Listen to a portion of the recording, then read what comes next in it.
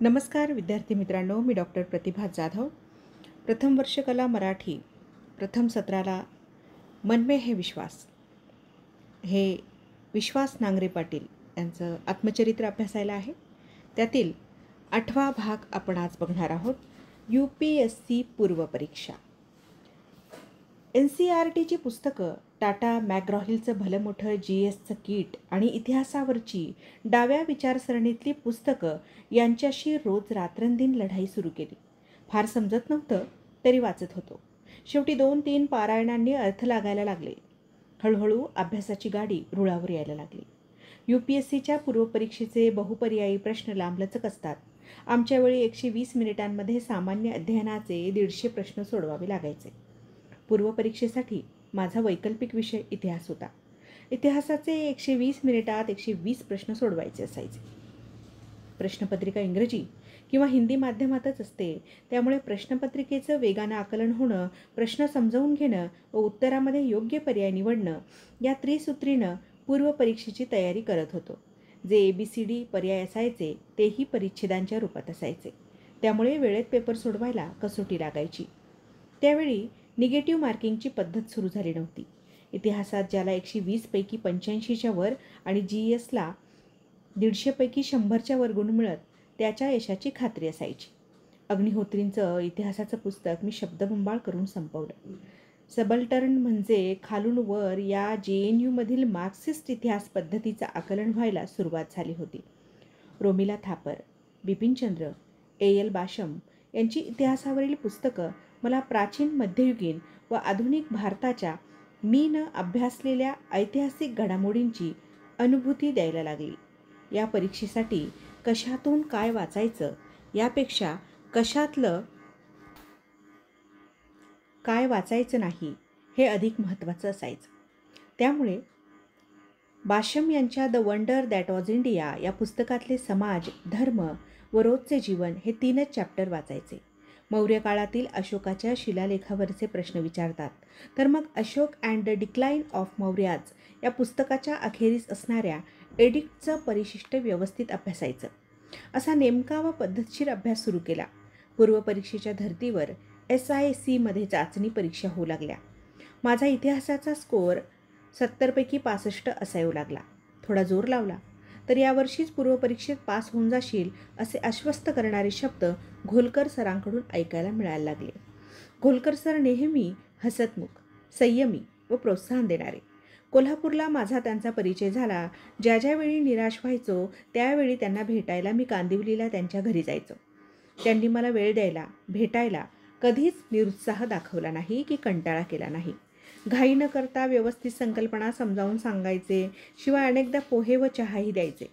Fee किंवा गुरुदक्षिणा आम्ही देऊही शकत नव्हतो किंवा त्यांनी कधी चुकूनही त्याबद्दल उच्चारला नाही. सर थकले होते व SICपर्यंत यायला त्यांची घालमेल व्हायची, तरीही ते यायचेच. त्यामुळे हे व्रतस्थ योग्यासारखे गुरु विद्यार्थी आला तर त्याला पुरेपूर समाधान होईपर्यंत शिकवायचे, समजावून सांगायचे. सरांची पद्धत सोपी, सरळ आणि सुस्पष्ट असायची.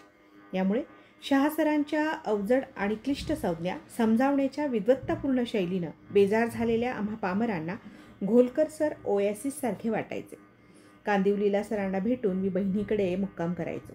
ती चारकोपजवळच्या सह्याद्रीनगरमध्ये राहत असे. ही सातारा सांगलीकडच्या लोकांची कॉमन वसाहत आहे. 10 बाय 10च्या 2 रूमचा छोटा ब्लॉक असणाऱ्या 70-75 इमारतींचं हे संकुल गावाकडच्या वातावरणात आल्याची अनुभूती द्यायचं. मात्र गावाकडून लग्न होऊन आलेल्या मुली इथं येऊन मॉडर्न झालोय हे दाखवण्यासाठी गाऊनवर फिरायच्या. लहानपणी मी पाहायचो मुंबईमध्ये काम करणारा चाकरमानी सुट्ट्यांमध्ये किंवा जत्रेच्या वेळी गावी यायचा. त्यावेळी त्याचा रुबाब काही औरच असे. पांढरा शुभ्र सदरा, त्यावर पांढरी पॅन्ट व त्यावर पांढरी शुभ्र मॅचिंग सँडलही असायचे. गळ्यात काळ्या रंगाचा स्वतःच्या रंगाशी जुळणारा मर्फीचा रेडिओ घेऊन तो गावच्या बाजारपेठेतून रुबाबात चालायचा. अनेकदा त्यावेळी त्याच्या पांढऱ्या शुभ्र शर्टावर इस्त्रीनं गुलाबाच्या फुलांचं स्टिकर उमटवलेलं असायचं. त्याच्या चालण्यात जवानीतल्या देवानंद, जितेंद्र किंवा मिथुन चक्रवर्तीसारखी स्टाईल असायची.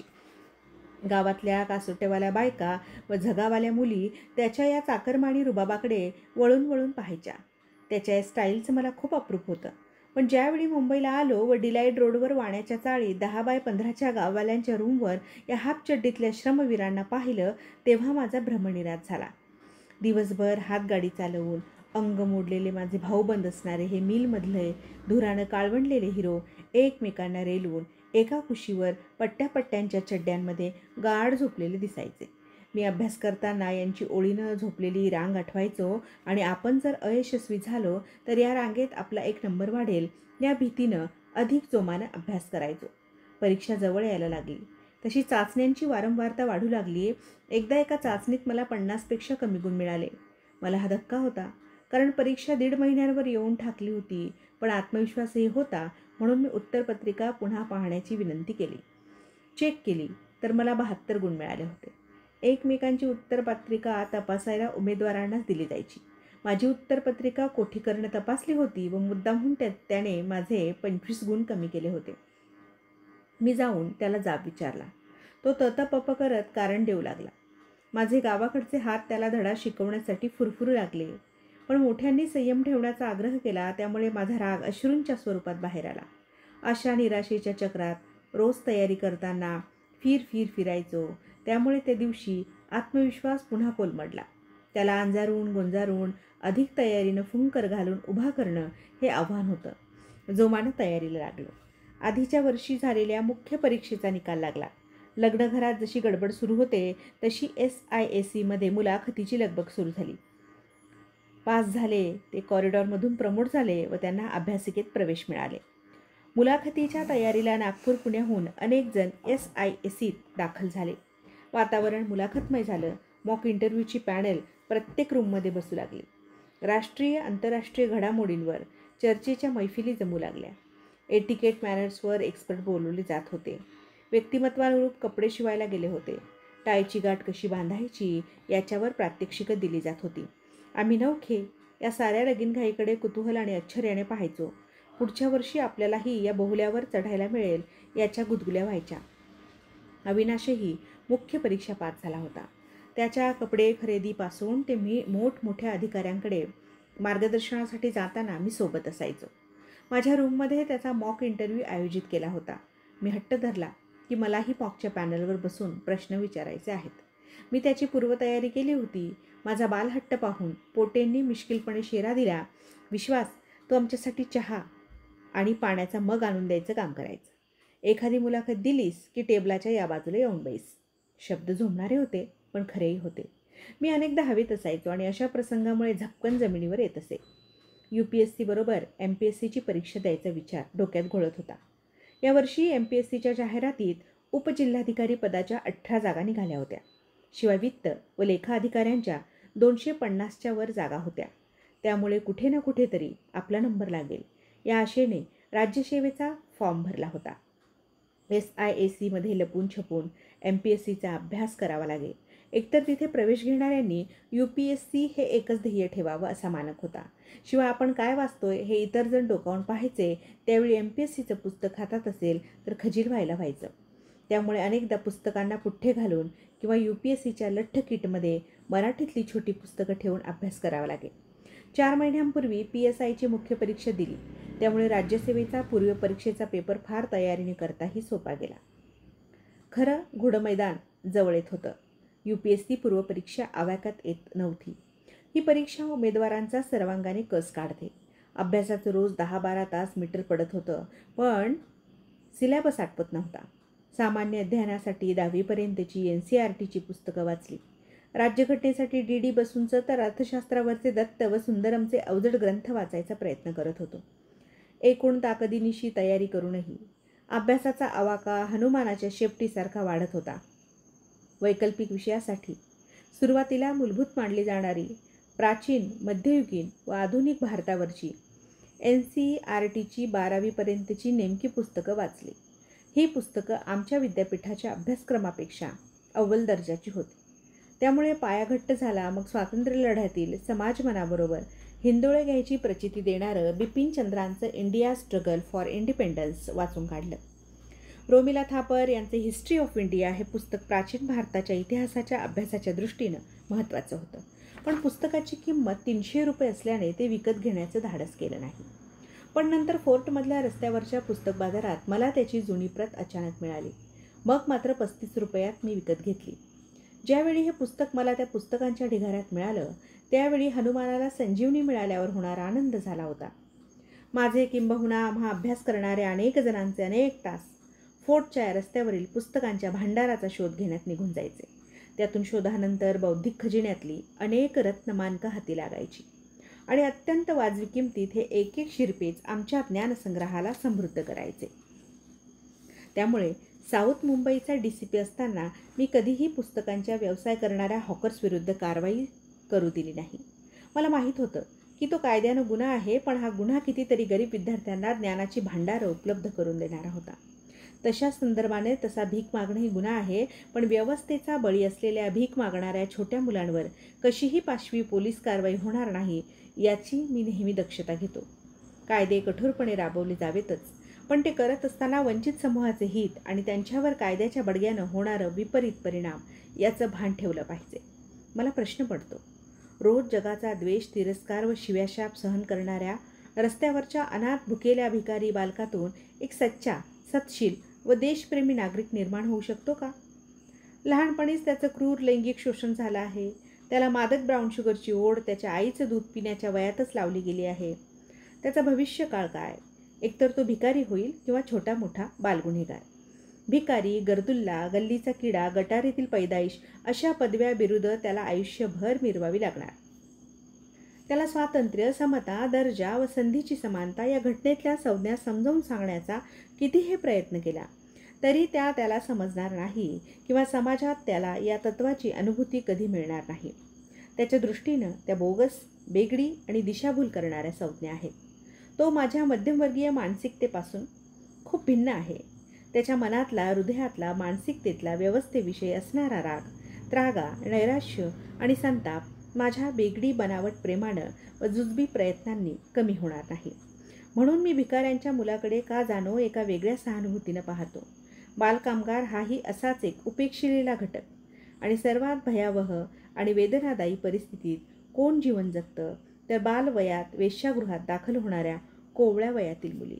का जाणो अभ्यास करताना हे सारे पिचलेले, खचलेले जीवही माझ्या अंतरंगात मला अभ्यास कर म्हणून साथ घालायचे. कदाचित माझी यांच्यासाठी काही कर्तव्य बाकी होती. परिवर्तन, बदल आणि म्हणजे दुसरं तिसरं काही नसून ज्याकडे काहीच नाही अशांना आपल्यातील थोडंसं प्रत्येकानं वाढून देणं आहे. मला अभिप्रेत असणाऱ्या परिवर्तनाची सुरुवात मी माझ्यापासून का करू शकत नाही? सनदी सेवेत जाताना सोबत या तळागाळातल्या पिचलेल्या, खचलेल्या वर्गासाठी काही देणं लागतो. ही भावना व भूमिका आपल्या तयारीला, अभ्यासाला नेहमी नैतिक बळ देतं आणि पर्यायाने ते बळ आपसुकपणे बुद्धीच्या विवेकातून आणि हृदयातील करुणेतून पेनाच्या मार्गे कागदावर उतरतं. कदाचित याच दृष्टिकोनातून अलीकडे UPSCनं मुख्य परीक्षेत नैतिक मूल्ये, प्रामाणिकपणा व विधायक दृष्टीवर 250 मार्कांचा एक पेपर वाढवला आहे. फोर्टमधला रस्त्यावरच्या पुस्तकांचा बाजार हा आमच्या बुद्धीसाठी, अभ्यासासाठी खुराक पुरवणारा डेपो होता. मला जगाच्या इतिहासावरची अनेक चित्ररूपी पुस्तकं इथं मिळाली होती. त्यामुळे UPSCच्या अभ्यासक्रमाचा संबंध नसला तरी मला ही पुस्तकं वाचल्यानंतर इतिहास डोळ्यासमोर उभा राहायचा. नॉर्मन लेविसचं वर्ल्ड पॉवर मेड इझी पुस्तक मला इथं सापडलं. या पुस्तकामुळे मला इंग्रजी शब्दांची व्युत्पत्ती कळायला लागली व तर्कशुद्ध पद्धतीने माझा शब्दसंग्रह झपाट्याने वाढू लागला. डेल कार्नेगीची छोटी छोटी व्यक्तिमत्व विकासावरची पुस्तकं मला सकारात्मक दृष्टिकोन ठेवायला मदत करू लागली. इथेच मिळालेल्या नानी पालखीवाल्यांच्या वी द पीपल व वी द नेशन या 2 पुस्तकांनी माझ्या समकालीन इतिहासाबद्दलच्या संकल्पना विस्तृत केल्या.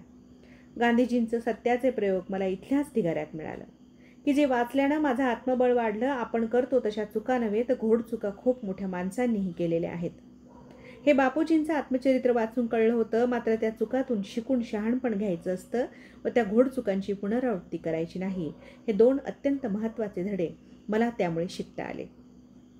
त्यामुळे केलेल्या चुकांचा पश्चात्ताप बंद केला व वर्तमानात जगायला शिकलो. जर भविष्याचं योग्य नियोजन केलं नाही तर तुम्ही अयशस्वी होण्याचंच नियोजन करत असता, असं भीष्मराज बामसरांच्या विजयाचे मानसशास्त्रमध्ये वाचनात आलं होतं. सरावाचं, वेळेचं व्यवस्थापन हे बामसरांच्या खेळाच्या मानसशास्त्रातून शिकलो. त्यांच्या पुस्तकातला विनिंग हॅबिट्स बिंबवण्याचा जाणीवपूर्वक प्रयत्न केला. त्यामुळे सकाळचे 4 तास, दुपारचे 4 तास व संध्याकाळचे 4 तास अशा 3 टप्प्यांमध्ये अभ्यासाची मोड बांधली होती. धर्माधिकारी सरांनी विजयपथमध्ये अभ्यासाचा आलेख समजावून दिला आहे. 4 तासांच्या अभ्यासाच्या कालखंडामध्ये सुरुवातीचा 1 तास अभ्यासाचा पारा वर वर चढतो, नंतरचे 2 तास स्थिर राहतो व शेवटच्या तासात उतरतो. हे खूप छान समजायला लागलं. 4 तासानंतर टी ब्रेक असायचा. आम्ही अभ्यासाचं टायमिंग हे परफेक्ट सेट केलेलं असायचं. सकाळच्या ऑफिस भरायच्या वेळी, दुपारच्या लंच ब्रेक वेळी व सायंकाळी ऑफिस सुटल्याच्या वेळी आमचेही टी ब्रेक व्हायचे. कारण यावेळी SIACच्या शेजारच्या 3-4 कॉलेजमधील शिकणाऱ्या मुलामुलींचे घोळके आमच्या कॅन्टीनमध्ये नाश्ता किंवा जेवणासाठी यायचे. आमच्या अभ्यास करून थकलेल्या, ओशाळलेल्या डोळ्यांना या चटकमटक दृश्यांनी थोडासा वयानुरूप आल्हाद वाटायचा. अभ्यास करण्यासाठी हिरवळीकडे पाहणं हे फायद्याचं असतं असं कुणीतरी सांगितलंही आहे. पण घड्याळ लावून हा ब्रेक 20 मिनिटापेक्षा जास्त होणार नाही व तोल कुठे जाणार नाही याची खबरदारी सर्वांकडून घेतली जायची. मला पहाटे उठण्याची सवय असल्याने आकलनास अवघड आणि न समजणारे विषय या फ्रेश वेळी वाचायला घ्यायचो. दुपारी पेंगायच्या वेळी सोप्या विषयांना हात घालायचो. अभ्यासक्रमातील सर्व घटकांचा चार्ट बनवला. जिममध्ये व्यायाम करताना शरीरातील सर्व अवयवांची सुडौल आणि योग्य प्रमाणात बांधणी होईल तसा विविधांगी घटक उपघटकांचा सर्वांगीण अभ्यास मोठ्या महत्त्वाकांक्षेने सुरू केला होता. अभ्यासाबरोबर ज्ञानवृद्धी करणारे, प्रेरणा देणारे छंदही जोपासायला सुरुवात केली होती. चांगली व्याख्यानं ऐकायला जायचो. चांगली मराठी नाटकं व इंग्रजी सिनेमे पाहायचो. नाना पालखीवाल्यांचं बजेटवरचं ब्रेबॉर्न स्टेडियममधील व्याख्यान ऐकून आलो. दरम्यानच्या काळात शेषन साहेबांनी निवडणुकांची प्रक्रिया स्वच्छ आणि पारदर्शक केली. विद्यापीठात त्यांचंही मार्गदर्शन ऐकायला गेलो. पण त्यांचे संस्कृत प्रचूर अवजड अवडंबरी भाषण पचलं नाही. शेवटी IAS म्हणजे आय एम सॉरी असं त्यांनी सांगितलेलं आजही प्रत्यक्ष अनुभवतो. त्यावेळी पत्र्याच्या डब्यात गोट्या टाकल्यावर येतो तसा त्यांचा ऐकलेला खडखडणारा आवाज आजही आठवतो.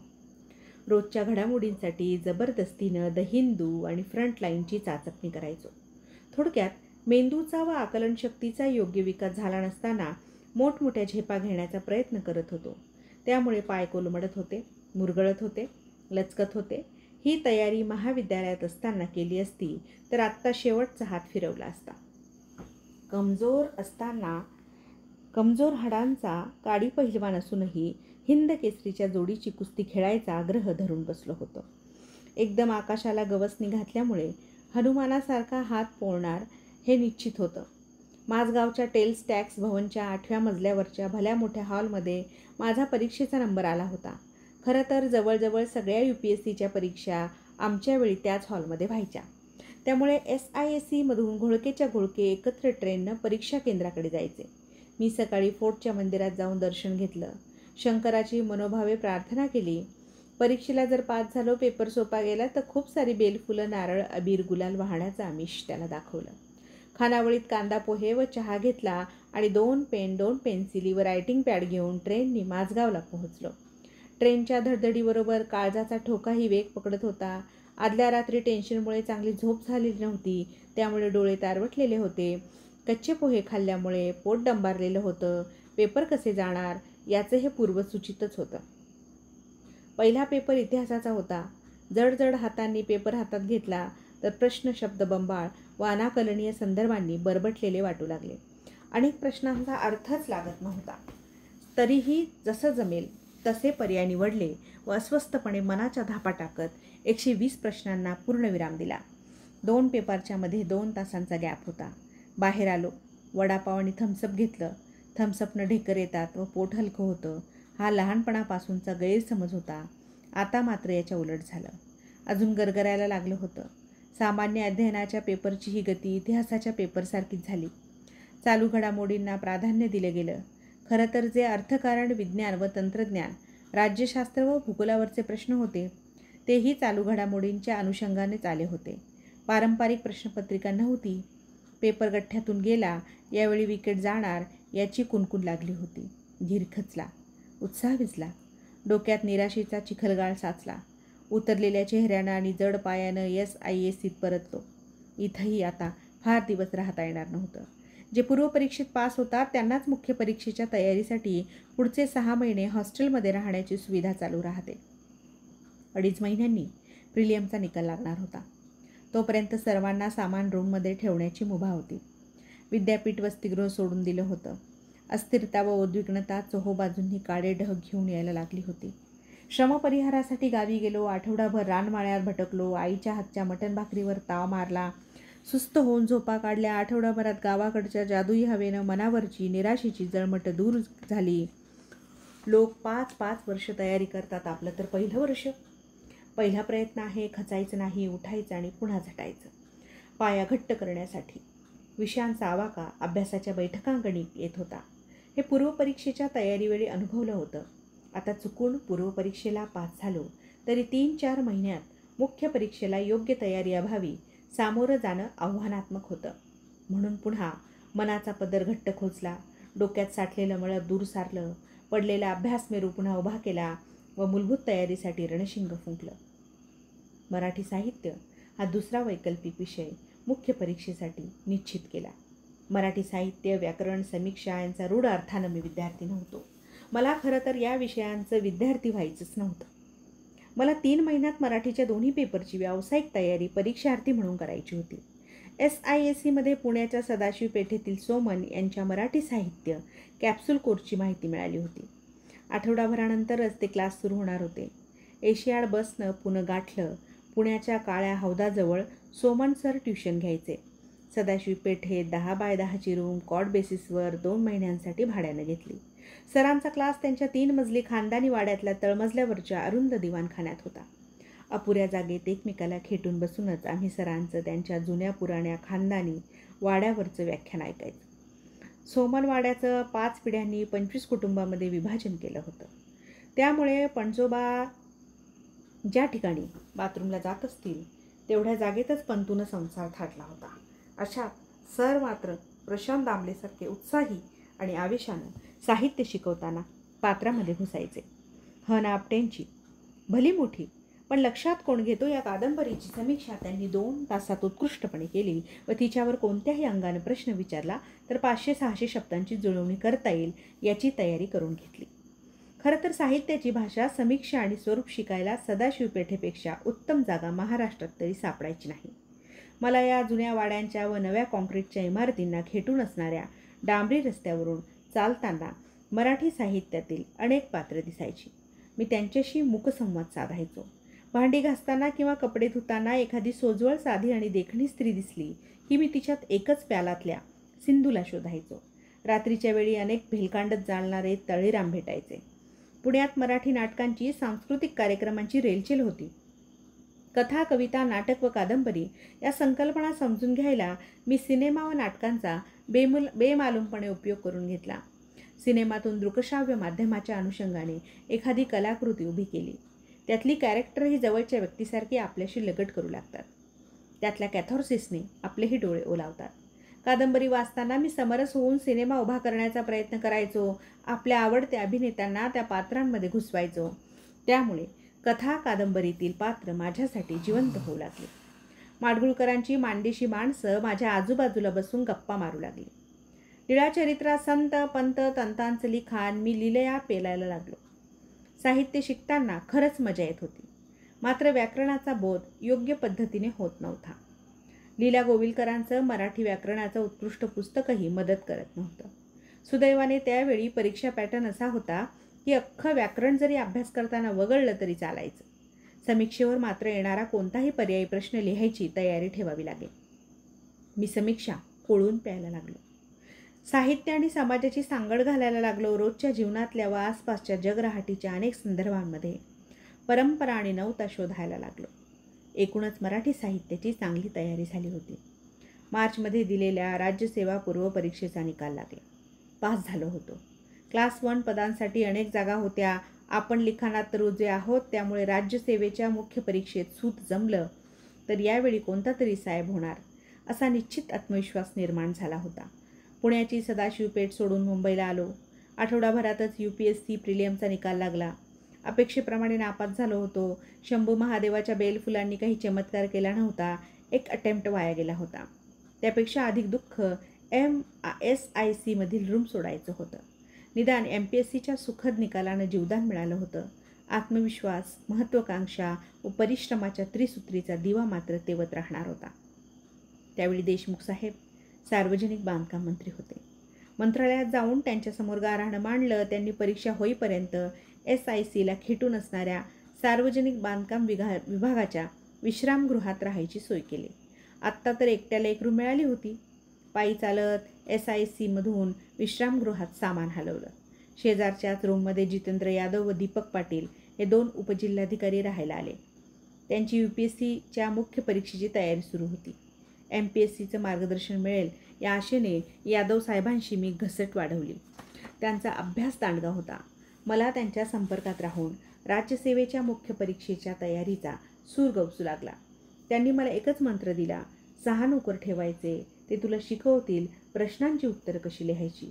त्या नोकरांची नावं आहेत what, why, when, where, who and how. प्रत्येक विषयाला मी या 6 प्रश्नांचे संदर्भ लावू लागलो. माझं परीक्षण चपखल व्हायला लागलं. उत्तर सर्व अंगाने स्पर्श करू लागले. त्यांनी लिखाणावर भर द्यायला लावला. वाचन ज्ञान देतं, लिखाण नेमकेपणा आणतं आणि चर्चा आपल्याला तत्पर आणि हजरजबाबी बनवतात. पूर्व, मुख्य आणि मुलाखतीचं हे सूत्र आहे. माझ्याकडे गावाकडचे खूप मित्र, पाहुणे मंडळी यायची. मीही साहेब होणार असं आव्हानात त्यांच्यासमोर फुशारक्या मारायचो. मुळात सामाजिक पिंड असल्यानं मीही त्यांना भेटण्याचा, त्यांना चहाला घेऊन जाण्याचा कंटाळा करायचो नाही. अनेकदा 4-4 जण माझ्या छोट्या रूमवर राहायचे. त्यांचा धिंगाणा चालायचा. त्यात बरेच जण मुंबई पाहायला आलेले असायचे. मी दिवसभर पेटेट लायब्ररीत अभ्यास करायचो. संध्याकाळी भलता कंटाळा आलेला असायचा. मग मित्रांना घेऊन मी गेटवे, मरीन ड्राईव्हवर भटकायला जायचो.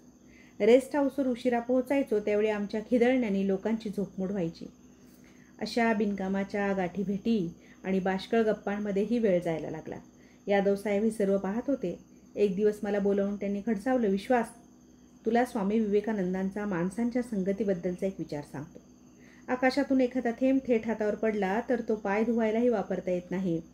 तो तापलेल्या पत्र्यावर पडला तर क्षणार्धात नष्ट होतो. जर तो कमळपुष्पावर पडला तर तो मोत्यासारखा चमकतो आणि जर तो शिंपल्यात पडला तर त्या पाण्याच्या थेंबाचा मौल्यवान मोती होतो.